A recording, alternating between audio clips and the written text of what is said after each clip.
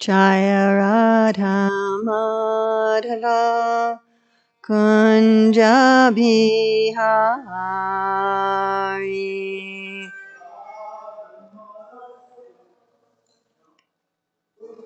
Is there any cartels that has a little bigger string?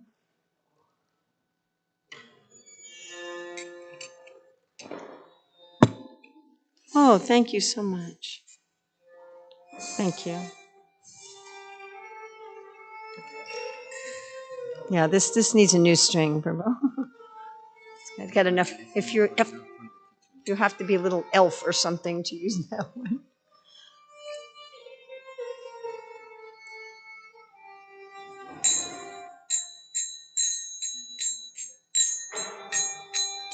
Jaya Radha Madhava Kunja Bihari.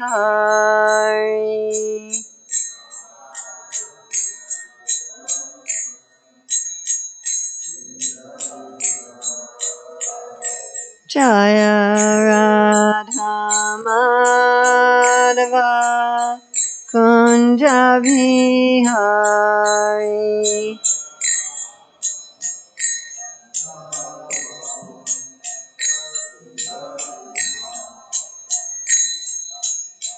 Gopi Jana Vallabha Girivaradari.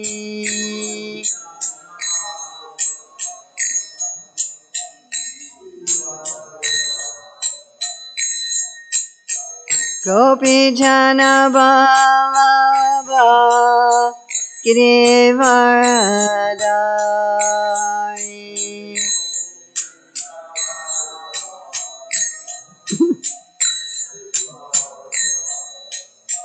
Yasodanandana Braja Janaranjana.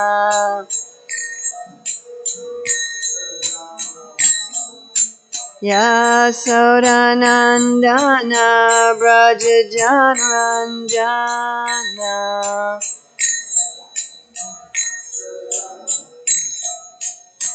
Yamunatira Vanachari.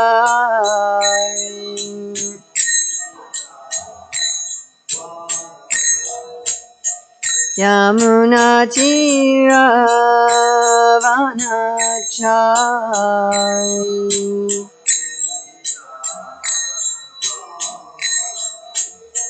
Jaya Radha Madhava Kunja Bihari.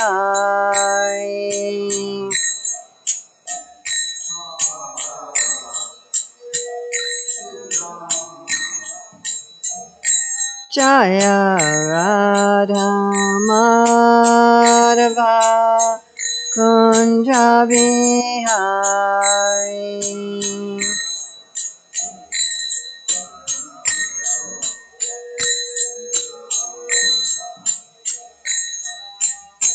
Gopi Jana Vallabha Girivaradari.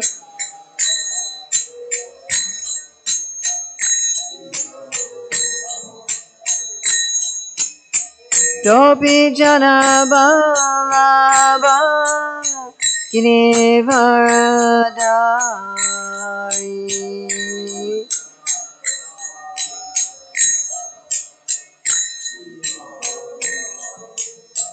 Yasodanandana Braja Janaranjana.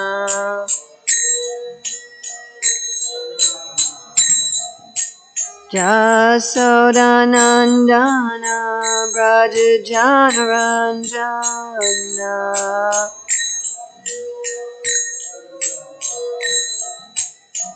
Yamunatira Vanachari.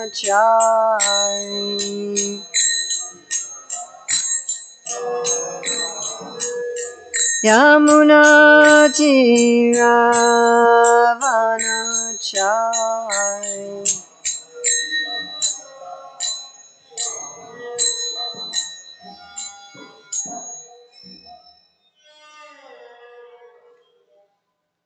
Jai Om Vishnupad Paramahamsa Parivrajikacharya Asatara Siddha Sri Srimad His Divine Grace A.C. Bhaktivedanta Swami Maharaj Prabhupada Ki Jai ISKCON Founder Acharya Srila Prabhupada Ki Jai Anantakoti Vaishnava Vrinda Ki Jai Namacharya Srila Haridas Thakur Ki Jai Prem Shri Kaho Shri Krishna Chaitanya Prabhu Nityananda Shri Advaita Gadadhar Shri Vasadi Gaura Bhakta Vrinda Ki Jai Shri Shri Radha Krishna Gopinath Shai Mukunda Radha Kunda Giri Govardhan Ki Jai Vrindavan Dham Ki Jai Mathura Dham Ki Jai Navadvip Mayapur Dham Ki Jai Jagannath Puri Dham Ki Jai Gangamaya Jamuna Devi Ki Jai Bhakti Devi Ki Jai Tulsi Maharani Ki Jai Samaveta Bhakta Vrinda Ki Jai Gaur Premanandi.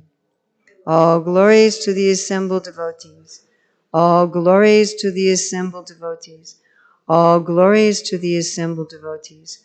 All glories to Sri Guru and Gauranga. All glories to Srila Prabhupada. Nama Om Vishnupadaya Krishna Prasthaya Bhutale Srimate Bhaktivedanta Swami Niti Namane Namaste Sarasvati Deve Gauravani Pacharane Nirvase Susunyavadi Bhaskachade Satarane.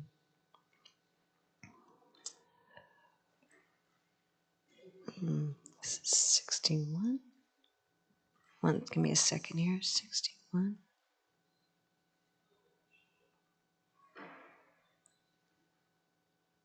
Yes.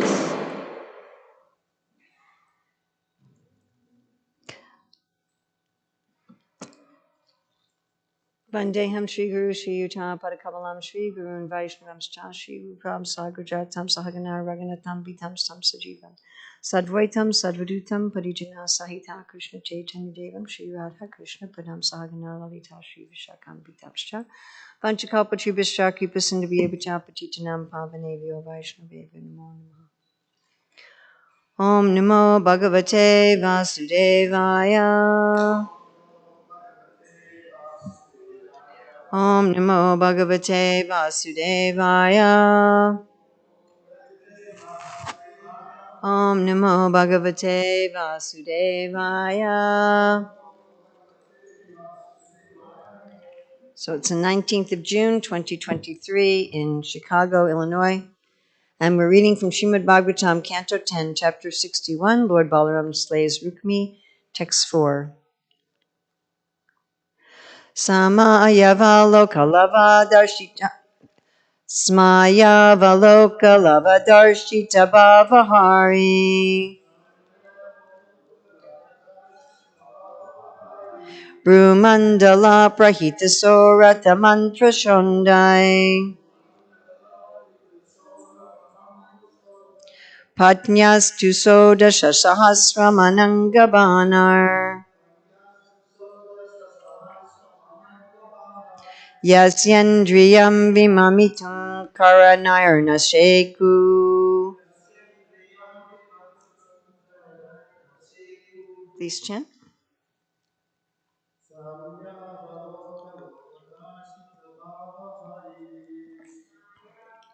Ukalavadarshita Bhavahari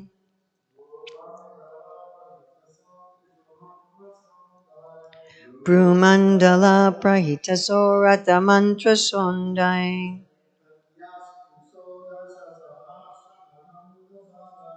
Patnyastu Shodasa Sahasramanangabanayar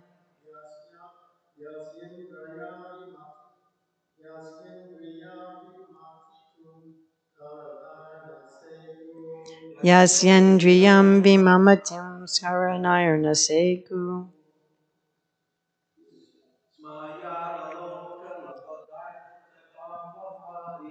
Smaya Valoka Lavadarshita Bhavahari Brumandala Prahita Sorata Mantra Sondai Patnyastu Sodasa Sahasramanangabanayar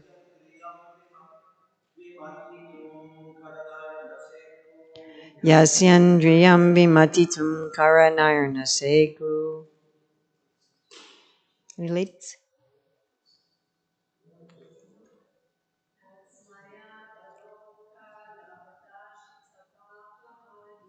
Smaya Valoka Lavadarshita Bhavahari.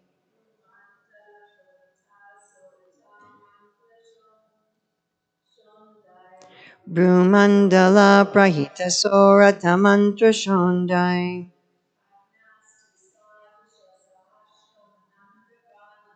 Patyastu Sodasa Sahasramanangabanai.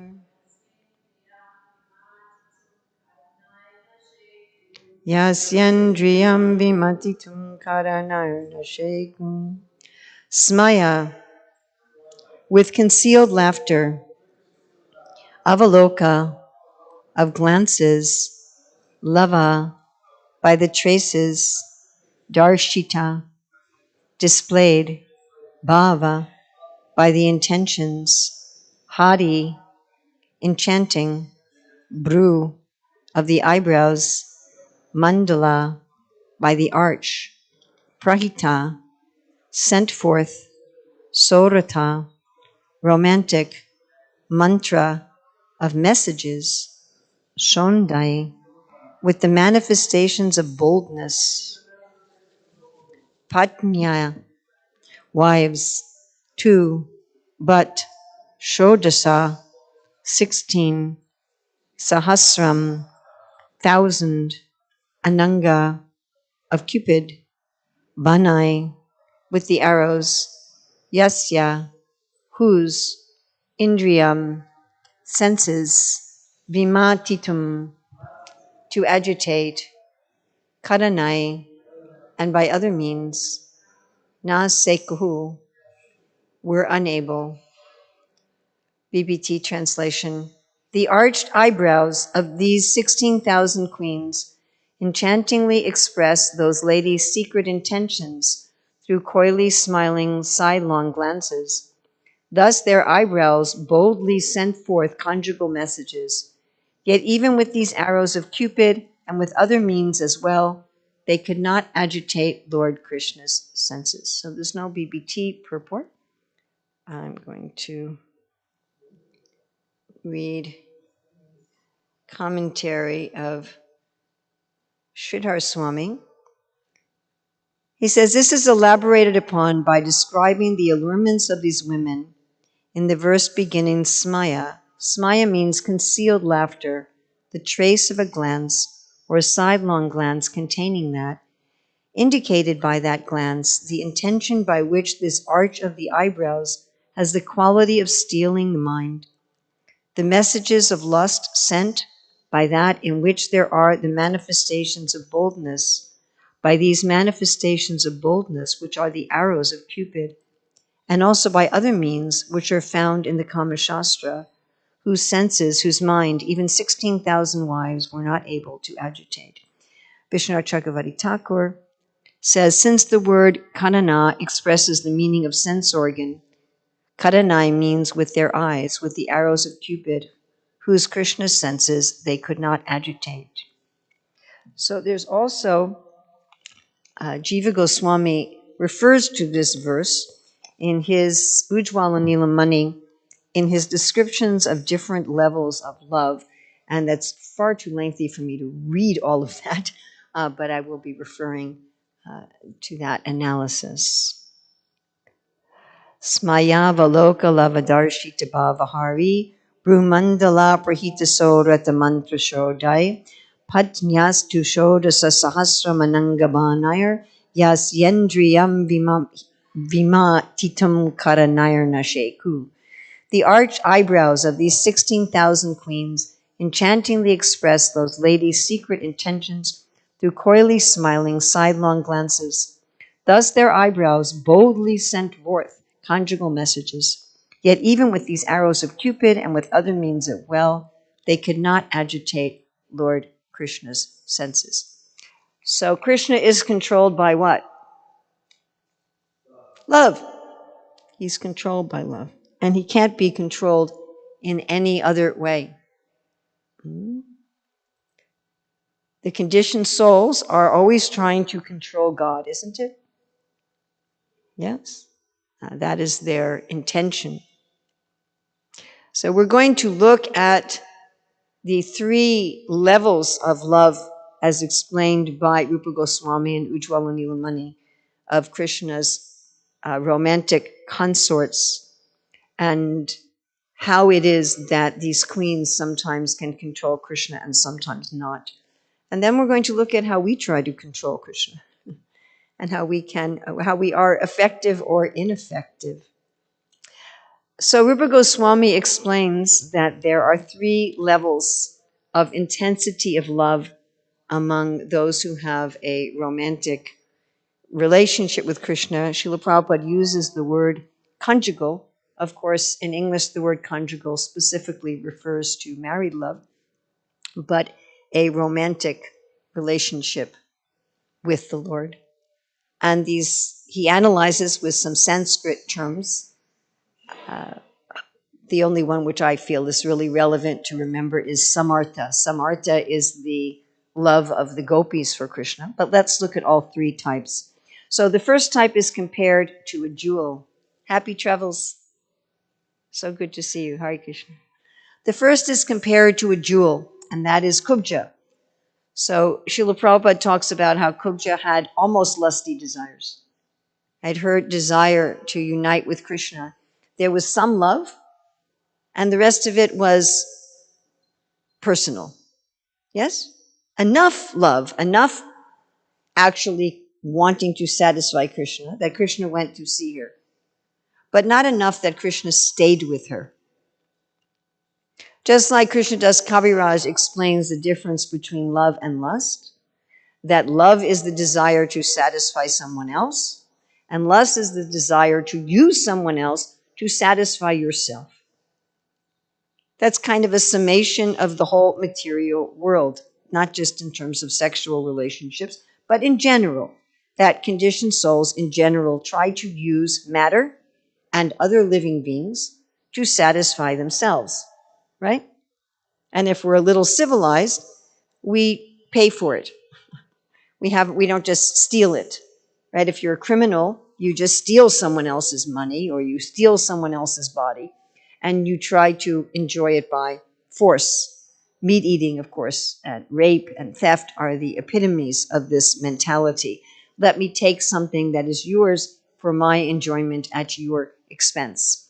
And then a little bit more civilized is I try to have some kind of deal, right? I try to do something for you in order to get you to do something for me.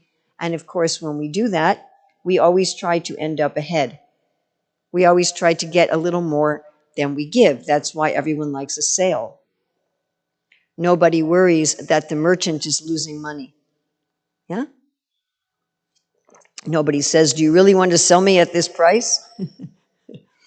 Yes, but of course, Krishna says that such merchant exchanges, he says this in the 32nd chapter of the 10th canto. He says, there's no dharma, there's no prema,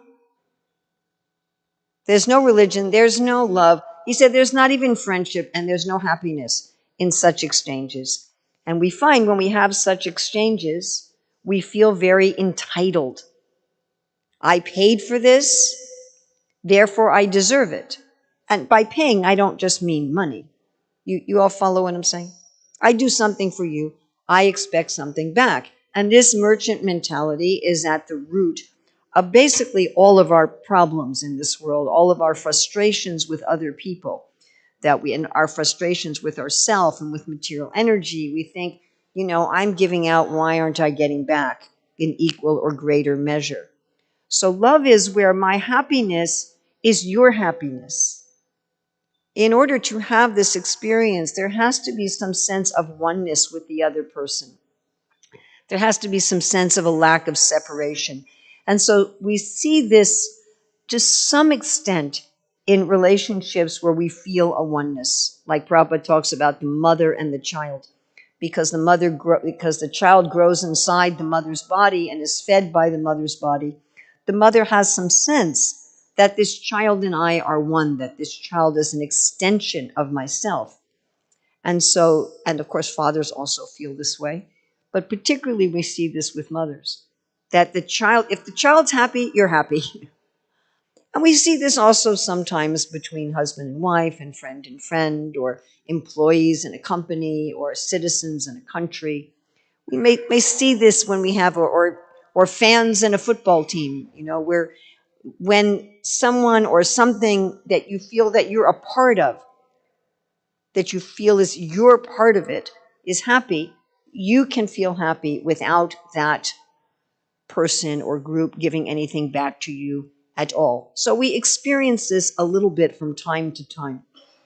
So Kubja has some of this for Krishna. She's not just in it for herself. She has some feeling that I just want to make Krishna happy. And because I am part of Krishna, Mamaivam so jiva loke jiva bhuta sanatana. When Krishna's happy, I am happy. I don't need to be happy separately. Now, Krishna's wives, as being discussed here, have the next level. And their love is compared to a Chintamani jewel, not just an ordinary jewel, that most of the time, they're feeling that Krishna's happiness is their happiness. Most of the time.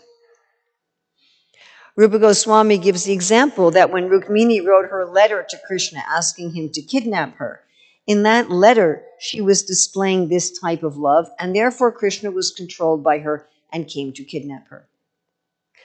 But Rupa Goswami cites this particular verse, today's verse, as an example of a time when the queens could not control Krishna, when their mood was for their own happiness. And as soon as their mood was to their own happiness, then Krishna was not controlled by them. So that the queens generally see Krishna's happiness as their own happiness, but sometimes not. And the times when they don't, Krishna's just like, no. The gopis, their love is compared to Krishna's Kastuba jewel. And the Sanskrit term that Rupa Goswami uses is samartha. I'm sure you've all heard the term artha, right? Dharma, artha, kama, moksha. And artha, Prabhupada usually translates as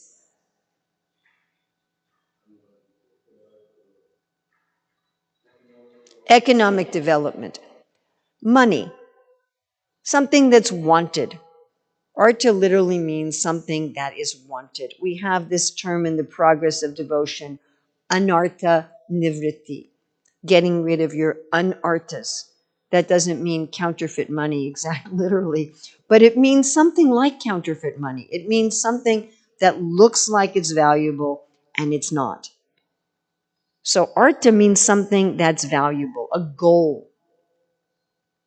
Some artha, some means the same, that we have the same goal. If we have some artha, we have the same goal. Prabhupada refers to this concept throughout his books and lectures, that oneness with Krishna means a oneness of, what's the word Prabhupada uses over and over again? Our oneness with Krishna is a oneness of interest. Krishna's interest and my interest are the same. Again, we have some experience in this world from time to time like that. If my husband's happy, I'm happy. If my wife's happy, I'm happy. If my child's happy, I'm happy. And when we have those little glimmers, we can get some idea of what love is. Because love, as Prabhupada explains in the Nectar of Devotion preface, love is inherent in all jivas. It says we can see this even in a tiger. Yes, even some big mafia boss may love his wife or his dog. Right? Even some murderer has affection for somebody. And love means like this. Ultimately, love means samartha. So the gopis have this love all the time. They don't see ever that they have some other interest.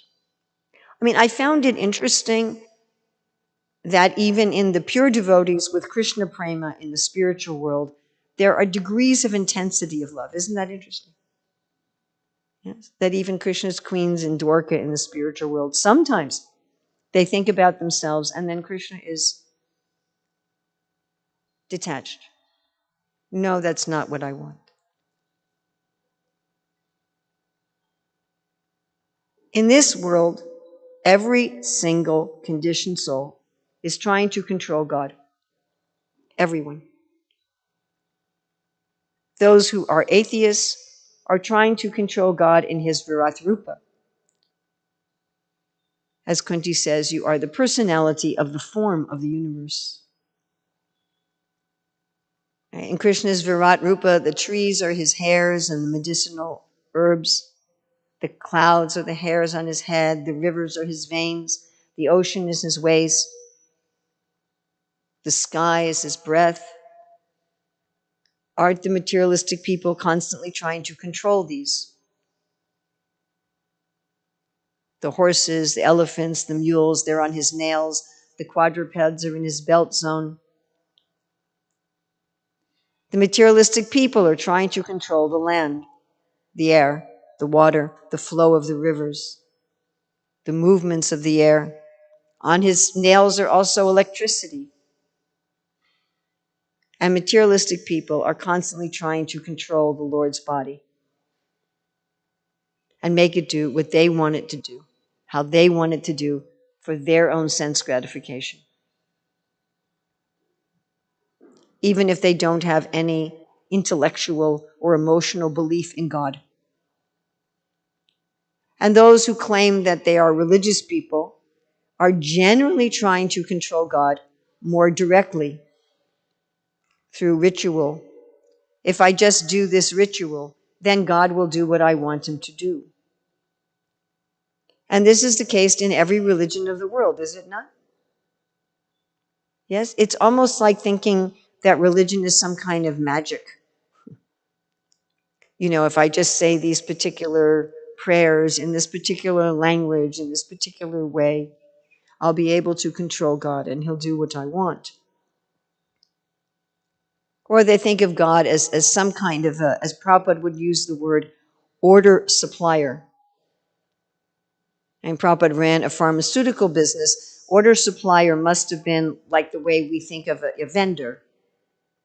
You know, if I'm going to be selling something, then I order from a vendor at wholesale prices so I can resell. And I place an order.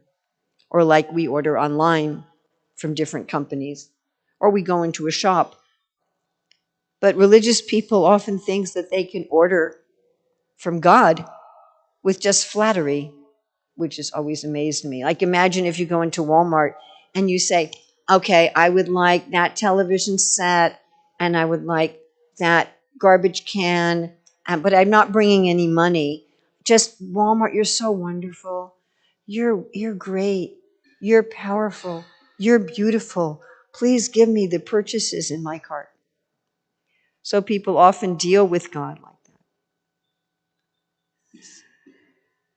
Or we try to barter with God. You know, I'm going to be a good person. Right? I'm going to follow all the rules. I'm going to be honest. I'm going to be pious.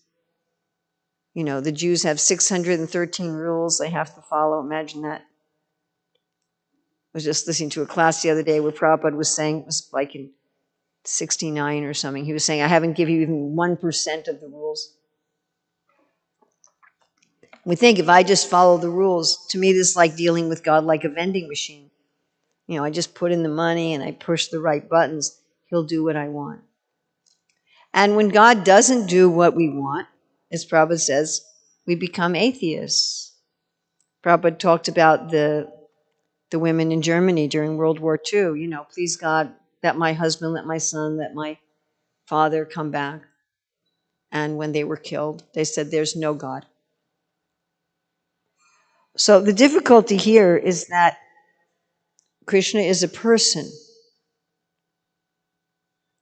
right? Or even as religious people, and this is again in any religion, ours included, sometimes try to control the Lord by their talents, by being an expert singer, or an expert speaker, or an expert deity dresser, or by their money. I've collected so much money for the Lord. I've built such a huge church or a huge temple. Or by their influence. You know, I have 3 million followers on TikTok that are all listening to my kirtans or something. You know, and we think that this way God will be obliged to us. I mean, look, if he's not going to be obliged by his own wives, flirting with him when they have just a little bit, the tiniest, tiniest, tiniest speck of self-interest, then why would he be controlled by any of our shenanigans? It's absurd. And the whole concept reverses the relationship that we have with him. He's a person, and he's the most powerful person. We are meant to control him, actually. He wants to be controlled by us. That's his pleasure. Srila Prabhupada tells that story of this prime minister in England, and he had an appointment with some big person. And the person with whom he had an appointment was waiting for an hour to see him, and finally asked the secretary, I had an appointment. When is the prime minister going to see me? Oh, he's busy. What is he doing? Sir, he's very busy. And finally the man opens the door and he sees the prime minister is giving a horseback ride to his grandchild. This is love. My dear friends, this is why we marry. People don't just marry to fulfill their sexual desires or for economic reasons. People marry because they want to be controlled by love. They want someone they love so much that they're willing to give their life for them. This is why people have children. Right? That you become the slave of your infant. Literally. They don't even pay you. The first 6 weeks, they don't even pay you with a smile, nothing, no payment at all. They're not even particularly cute the first month or so. Kind of this funny looking monkey. And all they do is cry and poop. But it's a pleasure to be controlled by love. That's why we have friends. It's why people serve their country and literally give their right arm in war. It's why people work for some mission or some cause, or even sometimes for a company. It's not just for the money or the this. We're hankering to be controlled by love. There's nothing that's more pleasurable than this. Nothing. This is why Krishna says to the gopis, he says, I can't repay you. Let your own love, your own service be your payment. What does that mean? That sense of loving Krishna, that sense of giving everything to Krishna is so satisfying that one doesn't need reciprocation from Krishna.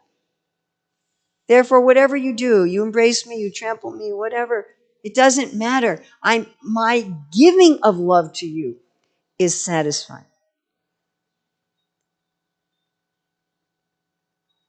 When we're in the other mentality, we feel empty and we feel we need to be filled, isn't it? If I feel I need you to do something for me, I need God to do something for me, I need God to control the world the way I want, it's because I'm feeling a lack. But when we're connected with Krishna, we don't feel a lack. We feel completely full. And this fullness is overflowing, like David says in the Bible, my cup is overflowing. I really like how Srila Bhaktisiddhanta Saraswati comments on Anandam Buddhivardhanam in the Shikshashtaka. He says the jiva is infinitesimal, but when the jiva is in touch with the infinite, then the jiva can feel infinite happiness. When we actually understand that I'm part and parcel of Krishna, we're connected with Krishna. That's what yoga means, yukta. We feel Krishna's infinite everything. And it's like, I picture it like one of these springs of water that just keeps flowing and flowing and flowing and flowing and flowing and flowing. And it's constantly filling the devotee to overflowing, and they want to just keep giving this love to Krishna and to everyone, and that's their satisfaction. And Krishna is fascinated by that and enchanted by that, just like we are. We're enchanted by loving and by being loved. Am I correct? Isn't it enchanting? We become overwhelmed. We forget about what we wanted to do or what we wanted to accomplish. We don't care about what's going on in another part of the world or down the street, or nothing matters to us how much money we have in the bank. And so many mundane love songs are like that. As soon as I'm with you, the world goes away. There's nothing left. And without you, the world is empty. Sunyaitam jagat sarvam. So Prabhupada writes in Krishna book, in the story of Jambavan, that Krishna has all the sentiments that we have. The Bible says this, we're made in his image. We can understand something of Krishna by looking at ourselves. And Krishna is fascinated by love. Even though we're so tiny, our tininess is actually inconceivable how tiny we are. Yeah, we're really tiny. We look at the night sky, all the different planets and stars, and our little earth is nothing. It's just nothing. It's hardly a speck in the universe. And then on this planet, what is Chicago? It's a speck. And so what are we here? We're a speck of a speck of a speck of a speck of a speck. But still, Krishna is fascinated. He's fascinated. He's intrigued. Yes, wow. There's someone who loves me. And the irony, of course, is that when we love Krishna, we no longer want to control him. That is the irony. In fact, we're happy to be controlled by him. When we love him, we want him to control us, and he wants us to control him. And there's this competition that Krishnadas Kaviraj described, who can serve the other more. We shouldn't think that Krishna's like some kind of big, mean dictator. In this world, people who want to control us are generally evil, generally. So we may think like that, but it's not. Krishna longs to be controlled by us. The great, the most powerful, the biggest of the biggest, for whom this planet is a mustard seed on his head that he doesn't even notice, who breathes out infinite universes, who's in everyone's heart, who's in every atom. Everything comes into being in this world by his dreaming, who expands himself to be with every living being at once. Such a great being, and we're so small, and he wants to be controlled by our love.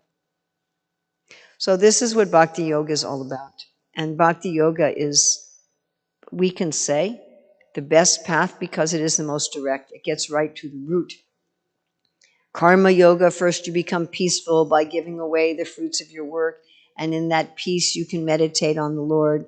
In Gyan Yoga, you become peaceful by being detached from your happiness and distress, and fame and infamy, and honor and dishonor, and heat and cold. And in that peacefulness, you can find that you're a soul. In Dhyan Yoga, where you have to go to the forest, and you have to sit on deerskin, and you have to stare at the tip of your nose, and you have to eat fruits and roots, and you have to be a brahmachari, and hopefully Menaka doesn't come along and disrupt your whole practice. And then you work on the life airs, and then you can find the super soul in your heart. And then you can learn to love him. And we just go right to loving him. We just go directly to loving Krishna. I was hearing this morning Prabhupada saying, in what other process can a child engage in yoga? Prabhupada says even a dog can take part, isn't it? In the Harinam. So anybody. And Krishna is so lovable. It is very easy to love Krishna. That's not a difficult thing to do. may be difficult to control the mind. It may be difficult to follow so many rituals and this and that. But to love Krishna is not difficult. And then Krishna's heart melts. And he says, yes, you are mine. And the devotee says, yes, I am Krishna's and he is mine. So questions, comments, additions, subtractions, chastisements? Yes.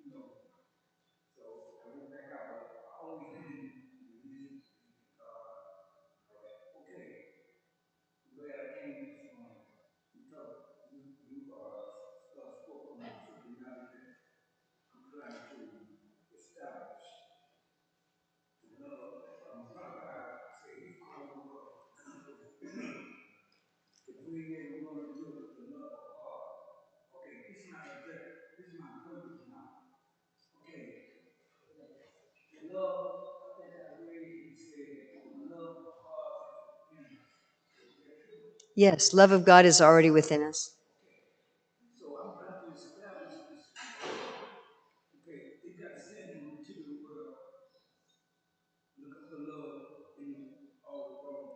In all the wrong places, in all the wrong ways, yes.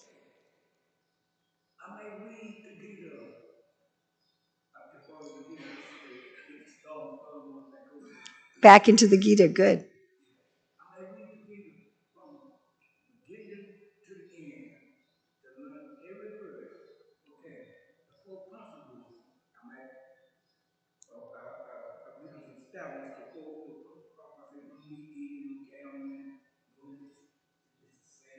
No intoxication, yeah. Okay.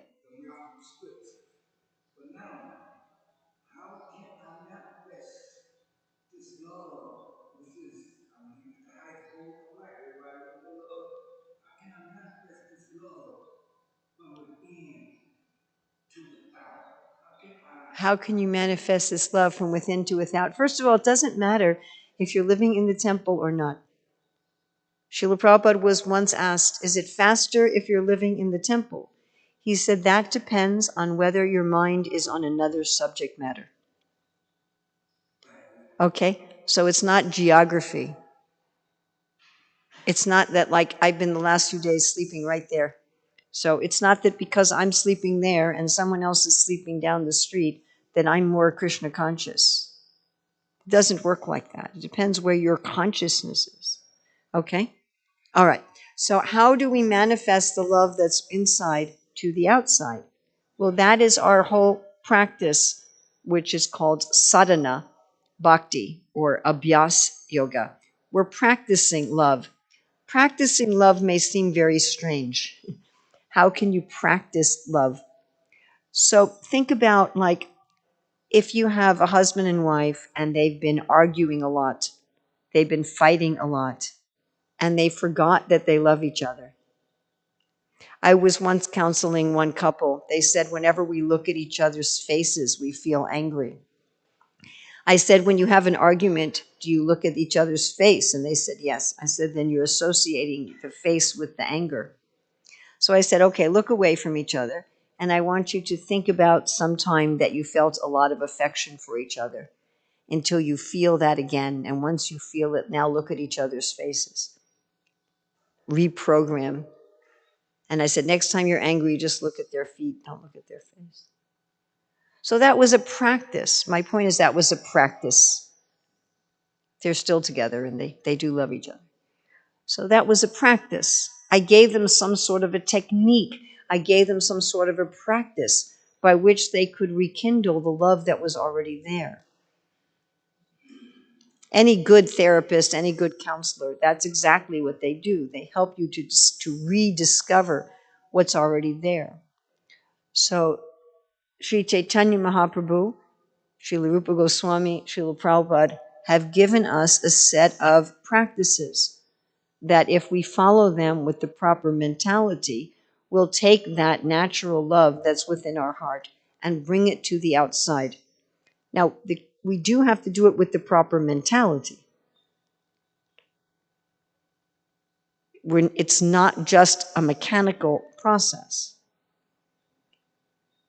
but the process of chanting the holy name. When you love somebody, you like to say their name, right?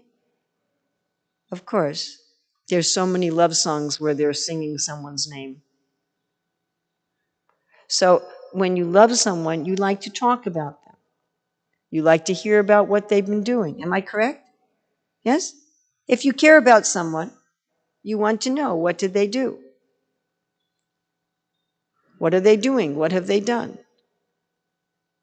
You hear about them. You talk about them. You think about them. You say their name. You communicate with them. You do things for them. You tell other people how wonderful they are. You like to go to the places where they stay or where they have stayed in the past and think about their activities. Am I correct? You like to be with other people who also love them. So if the love has become hidden from us, we practice those things until, by practicing of those things, as Prabhupada will say, it reawakens our natural love. Just like a husband and wife who've become estranged, they can do things that reawaken those feelings. They can go to the places where they first met. They can listen to the song that they first danced to. Do you follow what I'm saying? So we do this with Krishna. We go to his holy places. We listen to the songs about him. We associate with people whose love has awakened for him. And in this way, by that practice, at a certain point, it's like, oh, yes, I really do like Krishna. Does that answer your question?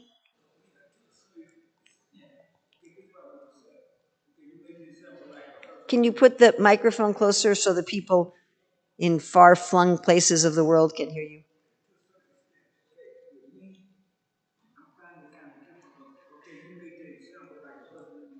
Yes. Yes.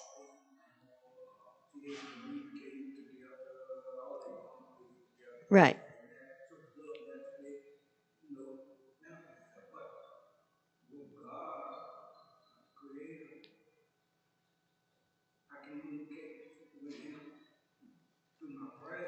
Correct. Through your, yes.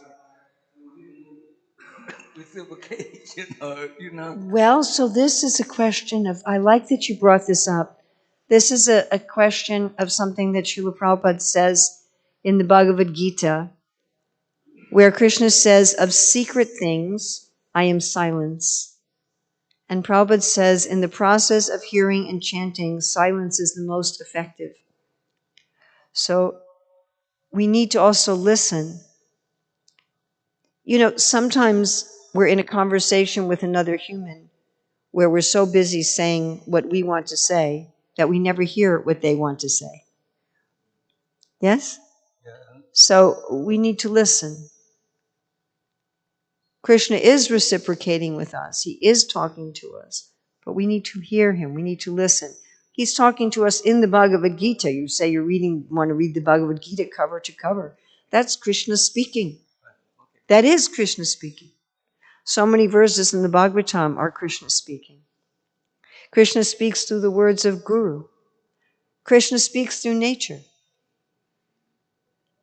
Prabhupada talks about, even if you're uneducated, by seeing nature, one can understand. Prabhupada often equates the laws of nature and the laws of God. So it is a question of listening. And sometimes what Krishna tells us wasn't what we expected to hear or thought we wanted to hear. And therefore it may be hard to hear him because he's saying something we didn't expect. Okay, I want to ask if there's, thank you so much. Is there anyone else who would like to add anything? Yes, Gaur Prabhu. Could you get the mic? Could you hand the mic back?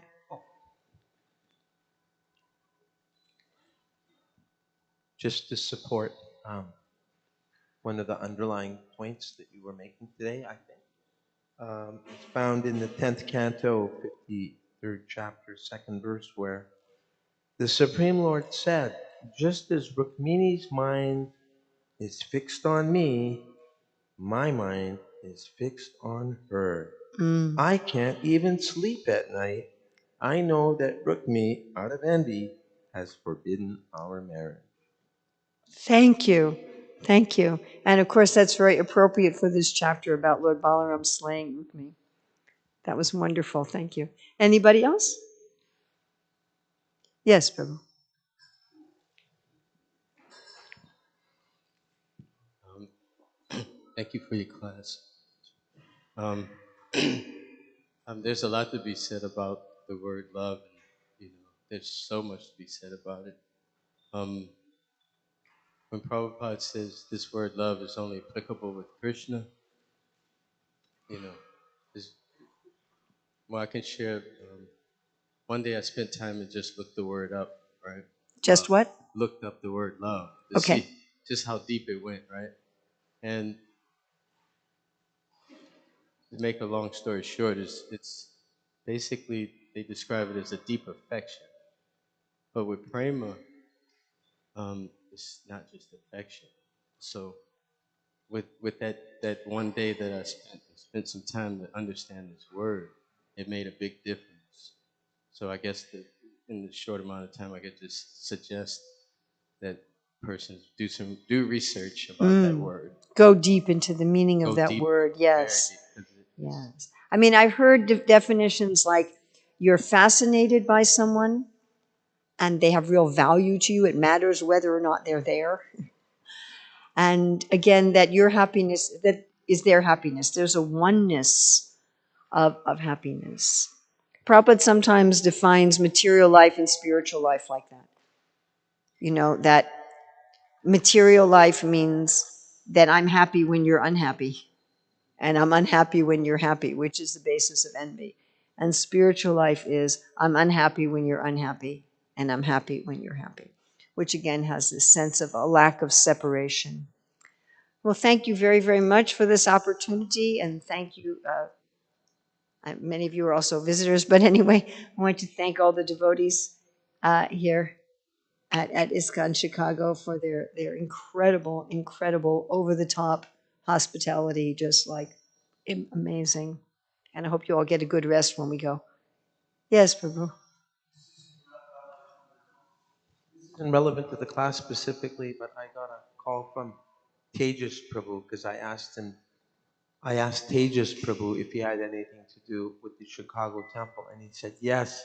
He said even before a temple was established in Chicago, Tejas Prabhu came here with a traveling Sankirtan party in April of 1970.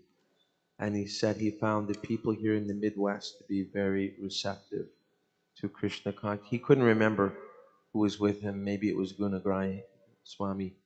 But I just wanted to throw that little tidbit out there for Chicago history. Oh, And thank you. you're welcome. Thank you. And again, thank you all very much. Srila Prabhupada ki jai. Gaurani tai. Jagannath Palam Subhadra. Kishore Kishore ki jai.